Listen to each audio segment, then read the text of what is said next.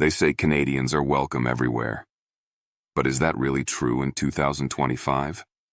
What happens when your passport, once greeted with smiles, suddenly gets you turned away at the border? From unexpected visa crackdowns to political tensions that escalated overnight, some countries have quietly made it clear. Canadians, you're not invited. Why are borders closing to one of the world's most polite nations? Is it diplomatic drama, rising global tensions, or something deeper? A lot has happened in the world recently, and today, we're going to delve into some significant shifts affecting Canadian travelers. Some of these destinations might shock you. Not war zones, but tourist favorites. So, before you book that flight and pack your maple syrup, let's take a look at the 10 countries where Canadians are no longer welcome in 2025. Stay tuned, as we'll be breaking down the reasons and what it means for you, and we'll have important conclusions at the very end of this video. Before we dive deeper, if you find this information valuable, please consider subscribing to our channel and hitting the like button. It truly helps us continue bringing you important updates like this one. Also, let us know in the comments where you're watching from. It's always fascinating to see our global community. Let's start with North Korea, a place where your every move is watched, and one wrong step could mean vanishing without a trace. But guess what? Canadians are still trying to go, and it's not ending well. North Korea has long been a mystery, shrouded in secrecy and strict governmental control. For decades, obtaining entry was a complex and highly restricted process, often limited to guided tours with constant surveillance. However, in the geopolitical landscape of 2025, it has transformed into one of the most perilous places for Canadians to even contemplate visiting. The risks associated with travel to North Korea have always been substantial, stemming from the authoritarian regime's unpredictability and its strained relations with Western nations, including Canada. The Government of Canada officially warns its citizens with the highest level of caution: avoid all travel. This isn't merely a suggestion or a cautionary note. It's a stark declaration based on tangible dangers and documented incidents. And that's not just for show. It reflects a grim reality faced by those who disregard the advice. There have been numerous documented instances where Canadian citizens, attempting to enter or even transit through the region, have faced severe consequences. Canadians have been detained, subjected to intense and often intimidating interrogations, and completely cut off from any outside help or consular assistance. Imagine being held in a foreign country with no communication lines to your embassy, no legal recourse readily available, and no friendly face to turn to. This is the potential reality for Canadians stepping foot into North Korea. The country lacks a Canadian embassy, consulate, or any official diplomatic representation on the ground. This absence means there's virtually no way out if things go sideways. If a Canadian citizen encounters legal trouble, medical emergencies, or political complications, there is no established channel for assistance from the Canadian government within North Korea. The Swedish embassy historically provided limited consular services to Canadians, but relying on this is precarious, especially given the escalating tensions and the regime's propensity for arbitrary actions. Furthermore, the North Korean government is known for its arbitrary enforcement of local laws, often targeting foreigners for perceived infractions that might seem minor elsewhere. Activities considered normal in Canada, such as taking unauthorized photographs, interacting freely with locals, possessing certain types of literature, or even expressing opinions critical of the regime, can lead to lengthy prison sentences, or worse. The legal system offers little transparency or protection for foreign nationals. Despite these overwhelming risks and the explicit warnings from their own government, a surprising number of Canadians continue to attempt travel to North Korea. Why? Is it driven by a morbid curiosity to witness the world's most isolated state firsthand? Is it the allure of venturing into the forbidden, the thrill of potential danger? Or perhaps it's a naive underestimation of the actual perils involved. Regardless of the motivation, the outcomes are frequently disastrous. You would be shocked how many individuals, after applying for entry visas or joining specialized tours, simply disappear into silence. Families back home are left in agonizing uncertainty, struggling to get information through the opaque channels of the North Korean state. In a place where even speaking your mind freely among fellow travelers could be reported and lead to imprisonment, the question looms large. Is the perceived adventure, or the quest for a unique experience, truly worth the immense risk to one's freedom and life? The Canadian government's travel advisory is unequivocal for a reason. Venturing into North Korea in 2025 is not just ill-advised, it's playing roulette with potentially irreversible consequences. Make sure you watch this video until the end, as we will be summarizing the key points and offering crucial conclusions about navigating international travel in these uncertain times. Now, let's shift our focus to a country that might seem entirely out of place on this list: the United States. It's the last country you'd expect to appear in a discussion about destinations becoming unwelcoming to Canadians, given the historically close ties, shared border, and deep cultural connections.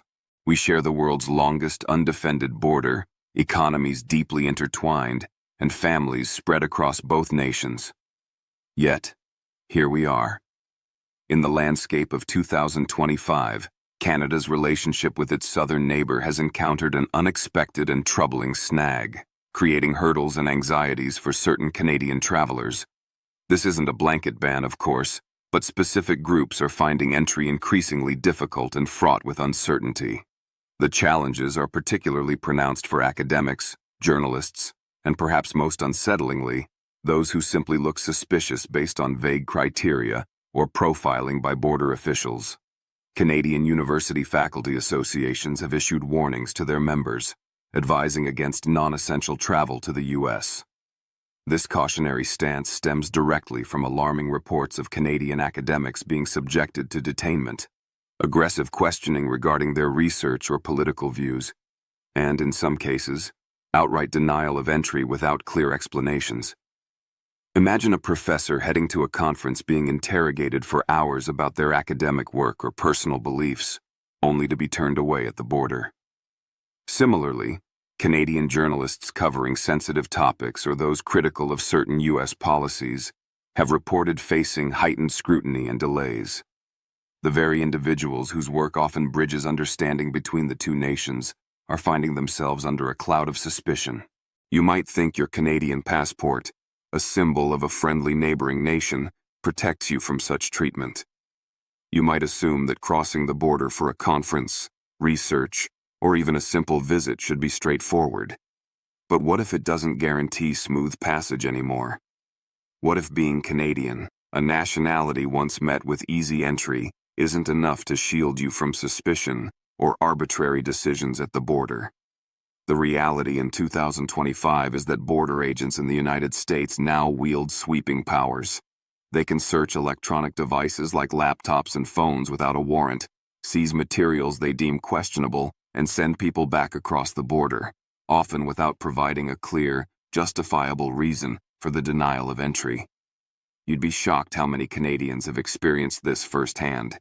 Stories abound of travelers being turned around at major airports like LAX or JFK, or finding themselves stuck in hours-long interrogations at land crossings like the Peace Bridge or the Detroit-Windsor Tunnel. These aren't isolated incidents anymore. They represent a concerning trend. How did we get here? The reasons are complex, likely involving shifts in U.S. immigration policies, heightened security concerns, political rhetoric, and perhaps a degree of overzealous enforcement. And more importantly for Canadian travelers planning future trips, who's next? Which professions, affiliations, or even appearances might trigger suspicion tomorrow? The predictability and ease that once characterized Canada-U.S. border crossings have been eroded, replaced by a sense of apprehension for a growing number of Canadians. Moving south, let's talk about Brazil. You'd think a country famous for its vibrant carnival celebrations, sun-drenched beaches like Copacabana and Ipanema, and the infectious rhythms of samba would be perpetually rolling out the welcome mat for international visitors, especially Canadians known for their politeness and tourist spending. Brazil has traditionally been a popular destination for Canadians seeking warmth, culture, and adventure. However, in 2025, things took a sharp, unexpected turn, creating significant new hurdles for Canadian citizens planning a trip to this South American giant. And it's definitely not a turn in Canada's favor. The Brazilian government has officially reimposed visa requirements on Canadian citizens, ending a period of visa-free travel that many had come to take for granted. That's right. After years of enjoying the convenience of simply booking a flight and heading to Rio de Janeiro, São Paulo, or the Amazon rainforest without the hassle of visa applications, Canadians are now being told, not so fast. This change took effect formally on April 10, 2025, catching many travelers in the travel industry somewhat off guard. The Brazilian government reinstated these entry visa mandates not just for Canadians, but also for citizens of the United States and Australia, citing the principle of reciprocity. The official explanation revolves around the fact that Canada, and the US and Australia, requires visas for Brazilian citizens wishing to visit. Therefore, Brazil decided to mirror the treatment, demanding visas from Canadians in return. While reciprocity is a standard principle in international relations, the practical impact of this decision hits Canadian travelers harder than the diplomatic explanation might suggest. What seemed like a simple policy adjustment has translated into a significant bureaucratic headache. Travelers are no longer able to make spontaneous trips. Instead, they are now stuck in bureaucratic limbo, forced to navigate a newly implemented electronic visa, e-visa, system. This process requires applying weeks, or potentially even months, in advance of their intended travel date. Depending on the circumstances and specific visa type, applicants might need to attend consulate interviews, provide extensive documentation proving the purpose of their trip, demonstrate sufficient funds, and potentially submit other supporting materials. The entire process adds layers of complexity, cost, and uncertainty to what was previously a straightforward travel plan, especially just for a vacation. But it's not just about the paperwork and the waiting times. There's a growing sense of unease and frustration among potential Canadian visitors. Some Canadians who have gone through the new visa process have reported difficulties with the online application forms, confusion regarding the required documentation, and delays in processing times. What changed so abruptly? While reciprocity is the stated reason, some analysts suggest underlying diplomatic tensions or shifts in Brazil's foreign policy priorities might also be contributing factors. Tourism officials in Brazil might claim it's no big deal and that the e-visa system is designed to be efficient, but the initial impact suggests otherwise. Here's the tangible proof. Travel bookings from Canada to Brazil dropped significantly in early 2025, following the announcement and implementation of the visa requirement. Major airlines are reportedly reevaluating and potentially reducing the frequency of direct flights between the two countries due to the anticipated decrease in demand. Furthermore, Canadian travel agencies are now actively urging clients considering Brazil to explore alternatives, or, at the very least, to begin the visa application process far earlier than they might have initially planned. You'd be shocked how many people are reconsidering or canceling their dream vacations to Brazil simply because of this added layer of difficulty. This situation underscores a broader theme. Access to international destinations is becoming increasingly conditional. Brazil, a country renowned for its natural wonders like the Amazon rainforest and Iguazu Falls, and its vibrant cultural scene, now feels a little further away, a bit less accessible for Canadians. So, before you dust off your flip-flops dreaming of Brazilian beaches and book that flight, ask yourself, is navigating the new visa process worth the potential hassle and uncertainty? Will the country that once seemed to embrace visitors with open arms still feel the same upon arrival? Or has this policy shift subtly altered the welcome? Because in the travel landscape of 2025, it's not just about where you want to go. It's increasingly about where you're still easily allowed, and Brazil has just added itself to the list of places requiring extra steps for Canadians. Next on our list is Spain. For many Canadians, Spain represents a dream European destination. Images of sun-kissed Mediterranean beaches, bustling historic cities like Barcelona and Madrid, the architectural marvels of Gaudí, and the lively tradition of paella by the sea easily come to mind. It has long been a favorite for Canadian tourists seeking culture, history, and relaxation. However, for Canadians planning trips in 2025, that dream is turning into a surprise bureaucratic nightmare, or at least a significant inconvenience. Spain, like some other European nations, has quietly begun enforcing new travel restrictions and entry requirements that are specifically impacting travelers from certain non-EU countries, and yes, Canada is one of them. You'd be shocked how quickly the narrative flipped. What was once a relatively straightforward entry process for Canadians, often covered under the Schengen area's visa waiver agreements for short stays, now involves potential hurdles and increased scrutiny. While it's not an outright ban preventing Canadians from visiting Spain altogether, the rules surrounding entry, particularly for those intending longer stays or specific purposes beyond short-term tourism, are becoming stricter. The scrutiny at border control can be heavier, and the welcome, some travelers report, feels colder or more bureaucratic than before. This shift is part of a broader trend within the European Union, influenced by several factors. These include diplomatic recalibrations between the EU and various third countries, a general tightening of border security across the Schengen zone in response to security concerns and migration pressures, and a potential regional strategy shift focusing more on intra-EU movement or specific bilateral agreements.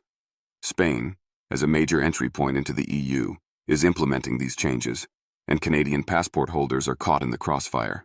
While short tourist visits might still fall under existing Schengen rules, requiring Canadians to eventually use the ETIS authorization system once fully implemented, Canadians seeking to study, work, or reside longer term are facing more complex visa application processes. Furthermore, even for tourist entries, border officials have increased discretion. Several Canadian travelers have reported being asked for more detailed proof of their travel plans upon arrival in 2025. This isn't just about showing a return ticket and smiling anymore. Border agents might request concrete proof of accommodation for the entire duration of the stay, like hotel bookings or letters of invitation. Detailed financial statements demonstrating sufficient funds to support themselves during their visit, and in some specific, though rarer, instances related to longer stays or specific visa types, even health records or proof of comprehensive travel insurance covering medical emergencies and repatriation. Why the sudden change in approach towards Canadians, traditionally seen as low-risk travelers? Insiders suggest it's less about Canada specifically, and more about the blanket application of stricter EU-wide security enhancements and entry protocols for all non-Schengen nationals.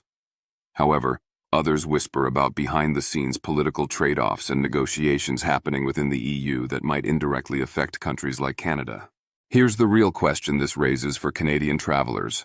Are Canadians becoming unintended travel collateral in larger global or regional geopolitical chess games? Tour operators specializing in European travel have begun quietly flagging Canadian passports as requiring extra attention, or potentially facing delays upon entry to certain EU countries, including Spain. Travel insurance agencies are also reportedly re-evaluating their risk models for trips to the Iberian Peninsula, potentially leading to higher premiums or stricter conditions for coverage related to entry denials or unexpected travel disruptions.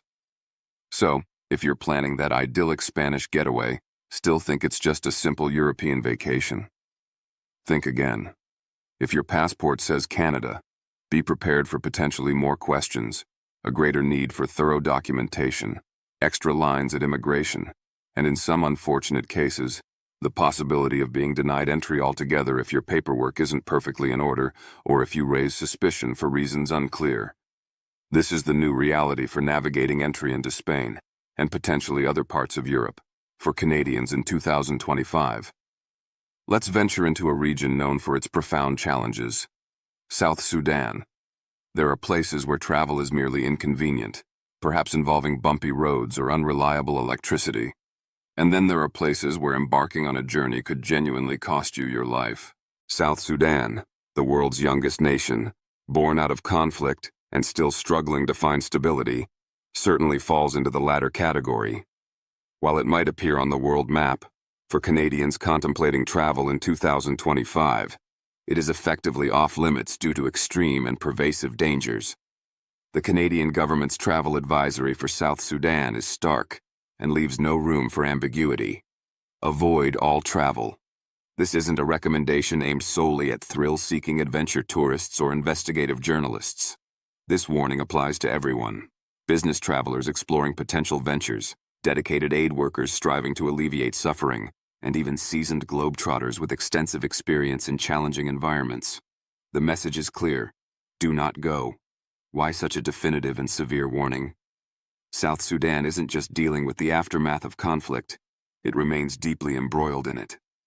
The country is caught in the grip of ongoing internal strife, characterized by violent clashes between rival factions, the menacing presence of numerous armed militias operating outside government control, and a landscape dotted with unpredictable checkpoints where extortion, harassment, and violence are commonplace. The situation is far more complex and dangerous than rough roads or unstable power grids. The chaos runs deeper than the surface, permeating daily life and making safety an elusive concept.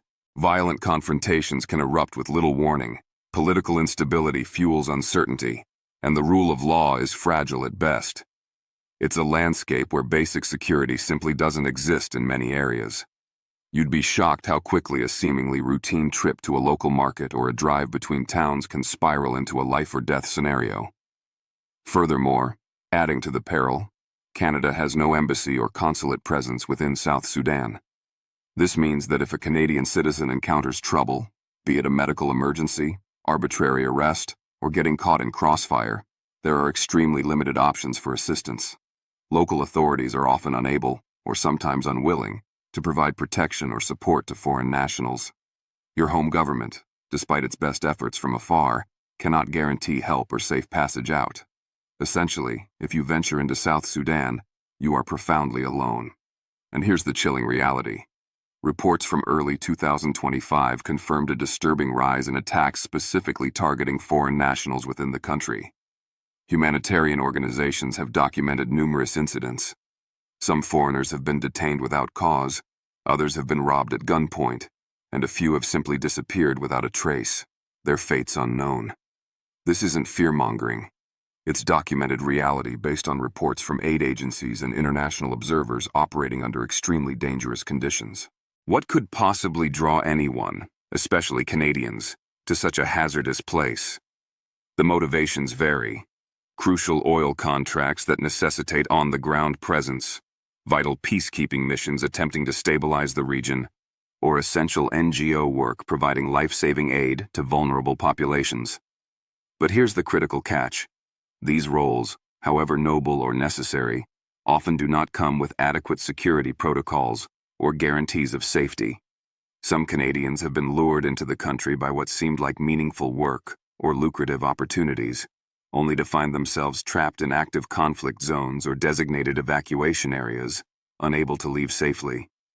Even Canadians hoping simply to visit friends or family residing in the region are facing heartbreaking decisions, weighing the desire for connection against the overwhelming risks. With commercial flights sporadic and unreliable, and many land borders partially closed or blocked entirely by rebel forces, even the act of leaving South Sudan can become a high-stakes, perilous operation. So, before you punch in Juba as your destination or dream about making a difference in this troubled land, ask yourself, how far is too far? Is any reason compelling enough to risk everything? Because in South Sudan, even a small misstep can lead you deep into the unknown, into a situation where help is distant and survival is uncertain. It's a stark reminder that some parts of the world remain profoundly dangerous, and the Canadian government's warning to avoid all travel is one to be heeded without question. Continuing our exploration of challenging destinations, we arrive at Somalia. This is another country where the travel advisory is uncompromisingly severe. Some travel destinations merely test your comfort zone, perhaps with unfamiliar customs or basic accommodations. Somalia, however, tests your fundamental survival instincts. It remains, without any doubt, one of the most dangerous and volatile places on Earth for Canadian travelers, and indeed most foreigners, in 2025. And yet, despite the well-documented perils, people are still attempting to go, often with devastating consequences. But guess what? Many who venture in never make it back the same, if they make it back at all. Canadian authorities aren't sugarcoating the situation. The official advice is crystal clear and carries the highest level of warning. Avoid all travel. This isn't a suggestion to merely consider alternatives or exercise caution. It's a full-stop red alert situation, an unequivocal warning against setting foot in the country for any reason. The reasons for this extreme caution are numerous and deeply entrenched. Somalia is plagued by widespread terrorism, the lingering effects of decades of ongoing civil war and internal conflict, rampant piracy along its extensive coastline, though reduced from its peak, still a threat, and a staggering, pervasive lack of effective government control over vast regions of the country. This power vacuum allows various armed groups, extremist organizations like Al-Shabaab, and clan militias to operate with relative impunity. For Canadians and other foreigners, this translates into an environment of extreme risk. You'd be shocked by the frequency and brutality of incidents involving foreigners. Canadian citizens have been specifically targeted and kidnapped in Somalia in recent years. Some have been held for exorbitant ransoms under terrifying conditions, while others have tragically vanished without a trace, leaving families in perpetual anguish. Armed groups actively target foreigners, viewing them as valuable pawns for ransom or political leverage. In this context, being Canadian isn't a shield offering protection. Tragically, it can act as a spotlight, making you a more visible and potentially lucrative target. Even major cities like Mogadishu, despite efforts towards stabilization, offer little genuine safety. Hotels frequented by foreigners, airports, government buildings, and even public spaces are all potential targets for bombings, assassinations, and kidnappings. Unlike more stable countries where security forces might provide a safety net, Somalia lacks the robust infrastructure and unified command to consistently respond to threats or protect visitors effectively. In an emergency, a medical crisis, an accident, or a security incident, obtaining help might be hours, days, or tragically, never away. The reality is stark. Consular access for Canadians is incredibly limited and often impossible outside of highly secured zones, which themselves are not immune to attack. If you are arrested, injured, or worse, the Canadian government's ability to intervene is severely hampered by the lack of on-the-ground presence and the dangerous operating environment. Rescue missions are extraordinarily difficult and may not be possible. Furthermore, there are growing concerns about misinformation circulating on social media. Some adventure travel influencers or vloggers might downplay the risks, showcasing seemingly normal scenes or visits to specific controlled areas. Do not be fooled. What might look like a manageable remote village visit on a YouTube channel could be masking a far more dangerous and unpredictable reality just beyond the camera's frame. The Canadian government works closely with international allies to monitor the dire situation in Somalia, but the advice remains constant and firm. Planning a trip for business, charity work, journalism, or even personal reasons? Here's the essential wake-up call. Several international aid organizations have already pulled their non-essential staff out of Somalia in 2025 due to sharply increased threats and targeted attacks. The few foreign personnel who remain are often operating under stringent military escorts, confined behind heavily fortified walls, and subject to constant surveillance and security protocols. So, is there any reason compelling enough to ignore the warnings and risk it all?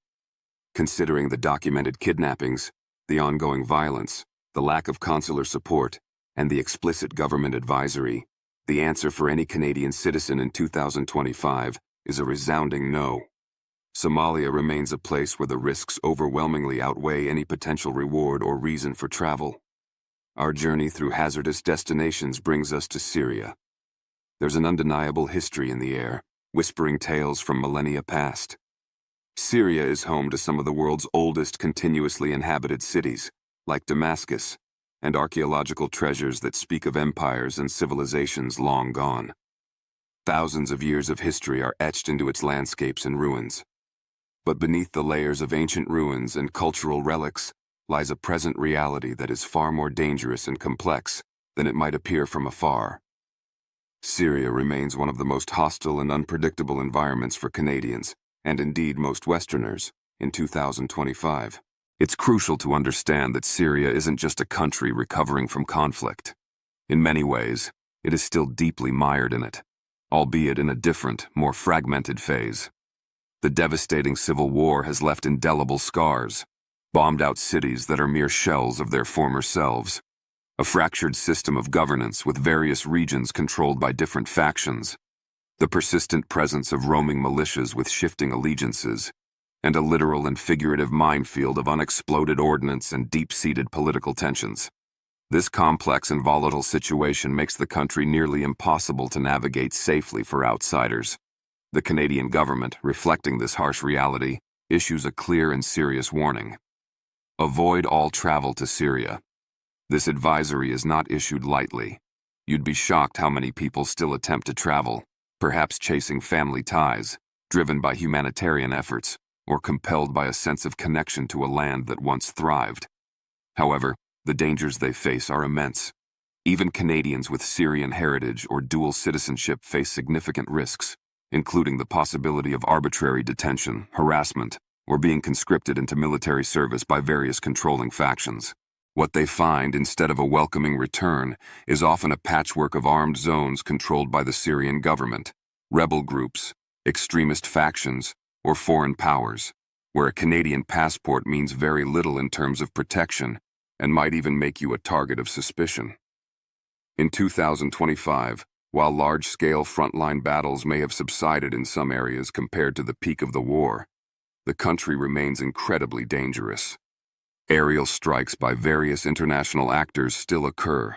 Civilians are frequently caught in the crossfire of localized conflicts, or targeted by remnants of extremist groups like ISIS, and terrorist organizations, though perhaps splintered or re-emerging under new guises, continue to operate in the shadows, posing a significant threat through bombings, kidnappings, and assassinations. The danger isn't always visible on a map. It's the kind that can change in minutes, turning a seemingly calm street into a deadly trap. Traveling to Syria isn't just risking your safety, you're risking your freedom and potentially your life. There have been multiple confirmed reports of foreign nationals, including individuals with connections to Canada, being detained arbitrarily by Syrian authorities or various militia groups, often with no due process, no access to legal counsel, and extremely limited or non-existent consular support. In many areas, the official law enforcement is barely distinguishable from the militias they once fought, creating a confusing and perilous environment where accountability is scarce. And once you're inside Syria, getting out can be a maze with no clear map. Borders can close unexpectedly, checkpoints can be hostile, and safe passage is never guaranteed. Even Canadian organizations attempting to provide humanitarian aid face heavy restrictions, constant surveillance, and direct threats from various parties. Their teams work under immense pressure, often needing to evacuate personnel at a moment's notice due to sudden escalations in violence or direct targeting. If you think you're covered because you're traveling with a recognized humanitarian mission, think again. Even aid workers are not immune to the dangers. So, before you dream of seeing the ancient streets of Damascus or the poignant ruins of Palmyra, remember this crucial point. The past may hold beauty and significance, but the present in Syria is unforgiving and fraught with peril. Traveling there in 2025 remains an extremely high-risk endeavor that the Canadian government strongly advises against for all citizens. Next, we examine Sudan, a nation distinct from its southern neighbor, but facing its own severe internal turmoil. It's one of those countries that might periodically disappear from international headlines, only to explode back into focus with renewed conflict and instability. And in 2025, Sudan has unfortunately done just that, becoming gripped by some of the worst internal conflicts seen in decades, making it exceptionally dangerous for foreign visitors, including Canadians. For Canadians, the implications are stark and the official advice unambiguous. Do not go. The situation on the ground is nothing short of chaos. Following the political upheaval and the outbreak of intense fighting between rival military factions that began notably in April 2023, the country has plunged into a deeper crisis. You'd be shocked how quickly and drastically the security situation deteriorated. Major cities, including the capital, Khartoum, have become battlegrounds, subject to sieges, indiscriminate shelling, and widespread violence. What might appear as a functioning city from dated reports is, in reality, often a hazardous zone. The ongoing civil war has effectively divided the country once again, creating a complex and dangerous landscape. Armed groups, including the Sudanese Armed Forces, SAF, and the Rapid Support Forces, RSF, along with various affiliated militias, now control major roads, key cities, and even airports, making movement within the country incredibly risky and unpredictable. Power structures are fragmented, and allegiances can shift rapidly, leaving civilians and foreigners vulnerable. Canada, recognizing the extreme danger, has closed its embassy in Sudan. Consular support for Canadians who might find themselves in the country is now handled remotely, likely from neighboring countries like Egypt or Kenya. However, this remote assistance is severely limited by the reality on the ground. If communication lines even work, which is often not the case due to power outages, blocked internet access, and crumbling infrastructure, getting timely help in an emergency is nearly impossible. Power grids are unreliable, internet access is frequently cut off by warring factions, and the general infrastructure needed for safe travel or evacuation is severely damaged or non-existent. There are numerous reports of looting, mass displacement of populations fleeing the violence, and even forced conscription into fighting forces by various rebel groups or militias. If you are caught in the wrong place at the wrong time, which can happen anywhere in the country without warning, your available options are extremely limited and potentially non-existent. And yes, Canadians have been directly impacted and targeted in the chaos. While perhaps not always targeted specifically, because they are Canadian, foreigners are often viewed with suspicion by all sides, or seen as potential sources of ransom or political leverage. Even border crossings into neighboring countries, which might seem like escape routes, are often unstable, dangerous, or completely closed depending on the shifting dynamics of the conflict. So once you're inside Sudan, you're not just stepping into danger, you're stepping into a potential trap with very few ways out. What might draw someone to Sudan amidst such turmoil? Some may be attempting to reconnect with family caught in the conflict. Others might be involved in long-standing business ventures or critical aid operations that predate the latest escalation. But the reality on the ground doesn't care about prior commitments or good intentions. It only cares about survival in a war zone. In April 2025, multiple foreign nationals, including embassy staff from various countries, were trapped during the surprise siege of Khartoum. Emergency extraction teams, including those coordinated by Canada and its allies, had to undertake perilous rescue operations to evacuate their citizens. Others weren't so lucky and remained stranded or faced immense danger trying to flee overland. Sudan is not a place for tourism, casual visits, or even non-essential business or aid work in its current state. The risks are simply too high, the situation too volatile, and the avenues for assistance too limited. The Canadian government's Do Not Travel advisory reflects this grave reality. Now, let's turn our attention back to Europe, specifically to Germany. It's the economic powerhouse of the continent, a land rich in history, diverse culture, and renowned efficiency. For many Canadians, Germany represents a desirable destination for tourism, education, and work opportunities. Yet, in the complex world of 2025, Germany is exhibiting subtle but significant signs of becoming a less welcoming destination for Canadians, particularly those seeking more than just a brief tourist visit. At first glance, Germany might still seem like the ideal European getaway. Think of Berlin's vibrant nightlife and historical weight, Munich's famous beer gardens in proximity to the Alps, or the charming villages along the Rhine. These attractions remain, and Germany continues to be a major hub for international travel. It's a bucket list destination for many Canadians.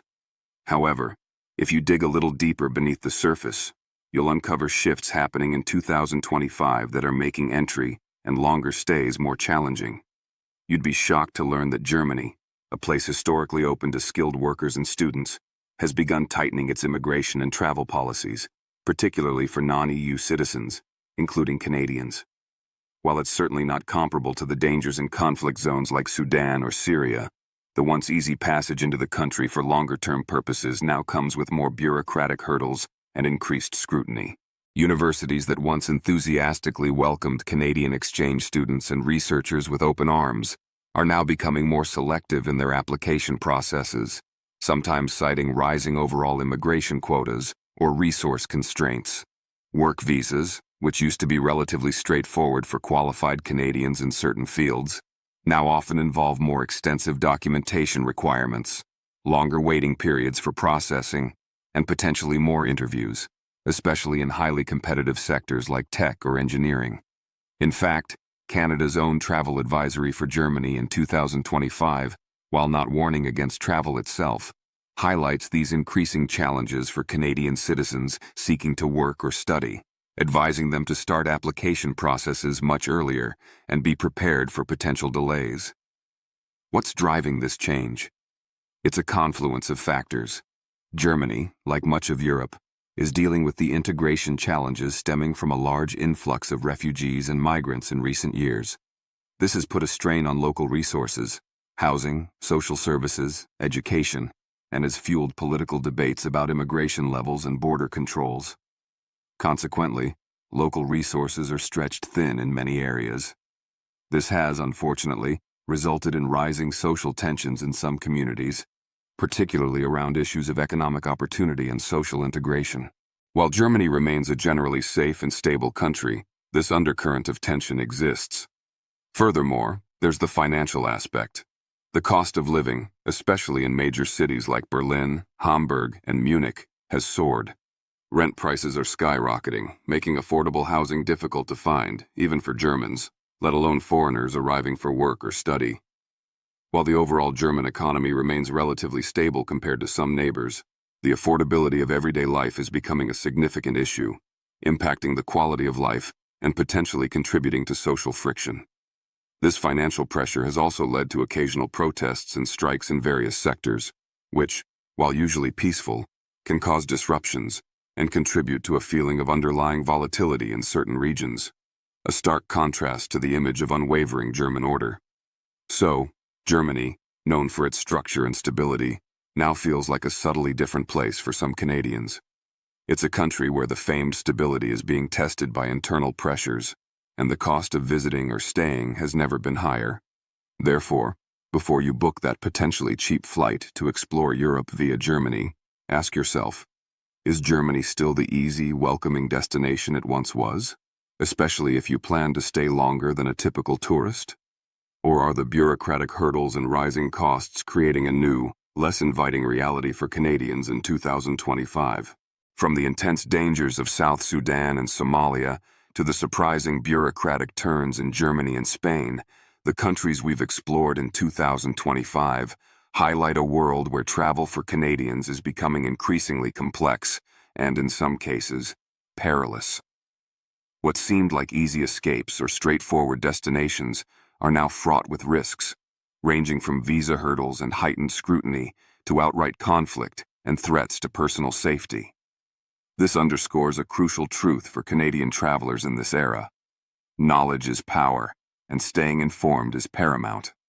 By understanding the specific challenges, be they political tensions, security threats, bureaucratic changes, or economic instability, travelers can make safer, smarter decisions. Relying solely on past experiences or outdated perceptions is no longer sufficient. Official government travel advisories, like those issued by Global Affairs Canada, are essential resources that should be consulted thoroughly before any international trip. They provide up-to-date information based on intelligence reports and on-the-ground assessments. Furthermore, staying connected with news sources, understanding the geopolitical context of your destination, and having contingency plans are all vital components of responsible international travel today. The world is changing, and the welcome mat for Canadians, while still out in many places, is being pulled back or complicated in others. If you found this video eye-opening and informative, please don't forget to subscribe to our channel, give this video a thumbs up, and share it with your friends and family. Your support is what keeps us going, allowing us to bring you the latest insights and updates on where Canadians are, and aren't, easily welcomed around the globe. Let's continue the conversation in the comments below. Stay safe, stay informed, and always think critically before you travel.